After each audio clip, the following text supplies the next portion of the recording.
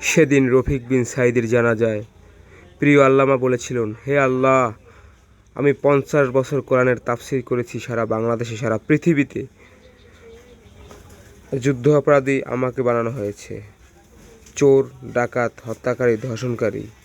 আমি আল্লাহর নামে কসম করে বলছি, ও আল্লাহ, তোমার জাতের কসম, তোমার ইজ্জতের কসম, 1971 সালের এক ফোঁটা বালি বা কাদা আমার গায়ে লাগে নাই, লাগে নাই, লাগে নাই।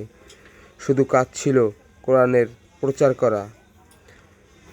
সেটা তারা সহ্য করতে পারেনি, তাই আমাকে অপবাদ দিয়েছে চোর, ডাকাত, ধর্ষণকারী।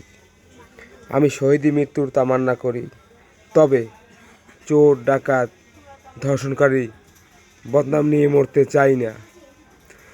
প্রিয় আল্লামা, আমরা লজ্জিত, এ জাতি লজ্জিত।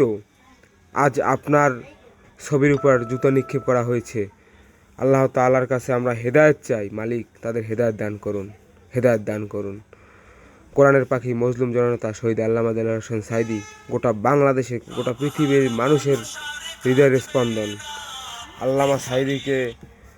আল্লামা সাঈদী ছবির উপরে আঘাত করা, আপামর জনতা, তাওহীদি জনতা, মুসলিম প্রিয় ভাই বোনদের কলিজার উপর আঘাত করা।